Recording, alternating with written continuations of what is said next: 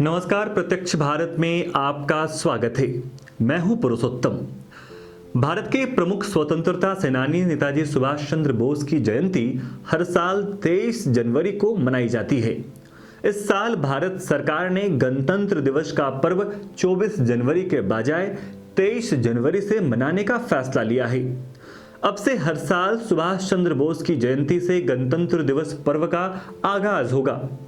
भारत सरकार का यह निर्णय नेताजी के सम्मान और देश की स्वतंत्रता में उनके संघर्षों को याद रखने के लिए लिया गया है।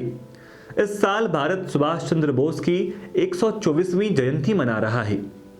सुभाष चंद्र बोस एक वीर सैनिक, योद्धा, महान सेनापति और कुशल राजनीतिज्ञ थे।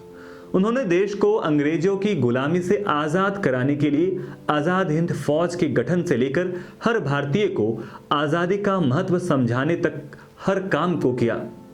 वह केवल भारत ही नहीं बल्कि दुनिया भर के लिए प्रेरणा है। तुम मुझे खून दो, मैं तुम्हें आजादी दूंगा, ये वह नारा है जिसने हर भारतवासी के खून को गर्म कर दिया।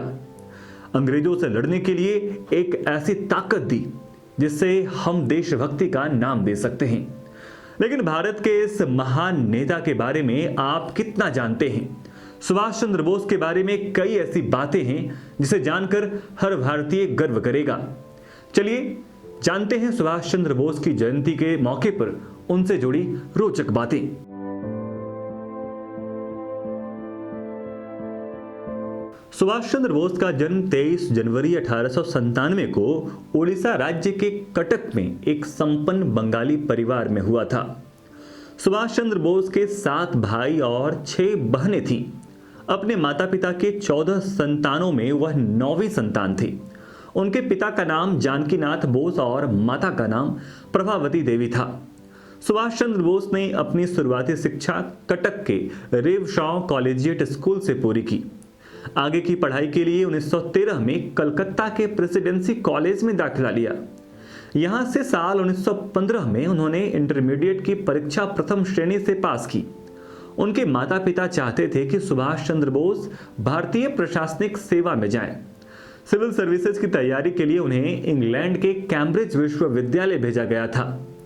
यह किसी बड़ी उपलब्धि से कम नहीं था कि अंग्रेजों के शासन में जब भारतीयों के लिए किसी परीक्षा में पास होना मात्र ही मुश्किल होता था, तब नेताजी ने भारतीय प्रशासनिक सेवा की परीक्षा में 4था स्थान हासिल किया।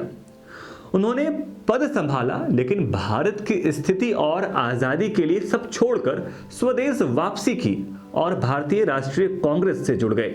नेताजी और महात्मा गांधी के विचार कभी नहीं मिले, लेकिन दोनों ही नेताओं की मंशा एक थी, भारत की आजादी। महात्मा गांधी उदार दल के नेता थे और सुभाष चंद्र बोस क्रांतिकारी दल का नेतृत्व कर रहे थे। नेताजी ने अपनी सेक्रेटरी एमिली से शादी की थी, जो कि ऑस्ट्रियन मूल की थी। उनकी अनीता नाम की एक बेटी भी है, जो जर्मनी में अपने परिवार के साथ रहती है। साल 1938 में सुभाष चंद्र बोस को राष्ट्रीय कांग्रेस पार्टी का अध्यक्ष भी निर्वाचित किया गया।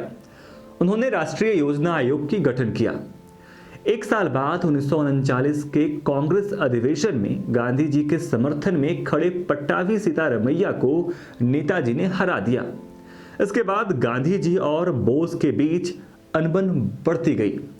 नेताजी ने खुद से कांग्रेस पार्टी छोड़ दी। उन दिनों दूसरा विश्व युद्ध हो रहा था। नेताजी ने अंग्रेजों के खिलाफ अपनी मुहिम तेज कर दी, जिसके कारण उन्हें घर पर ही नजरबंद कर दिया गया। लेकिन नेताजी किसी तरह जर्मनी भाग गए। यहां से उन्होंने विश्व युद्ध को काफी करीब से देखा। देश की आजादी के लिए सुभाष चंद्र बोस ने 21 अक्टूबर 1943 को आजाद हिंद सरकार की स्थापना की और आजाद हिंद फौज का गठन भी किया। साथ ही उन्होंने आजाद हिंद बैंक की भी स्थापना की। दुनिया के 10 देशों ने उनकी सरकार, फौज और बैंक को अपना समर्थन दिया था। इन 10 देशों में बर्मा, क्रोएशिया, जर्मनी, चीन, इटली, थाईलैंड, मंचुको, फिलीपींस और आयरलैंड का नाम शामिल है। इन देशों ने आजाद हिंद बैंक की करेंसी को भी मान्यता दी थी। फौज के गठन के बाद नेताजी सबसे पहले बर्मा पहुंचे। जो अब म्यांमार हो चुका है।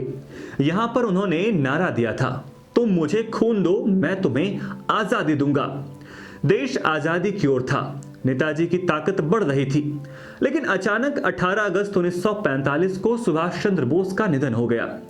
कहा जाता है कि सुभाष चंद्र बोस का हवाई जहाज मंचूरिया जा रहा था, जो रास्ते में लापता हो गया।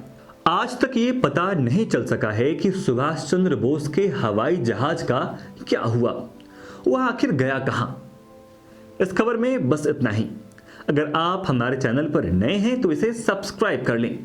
ज्यादा खबरों के लिए नोटिफिकेशन बेल दबाना ना भूलें। आप अपना ख्याल रखिएगा। बहुत बहुत धन्यवाद।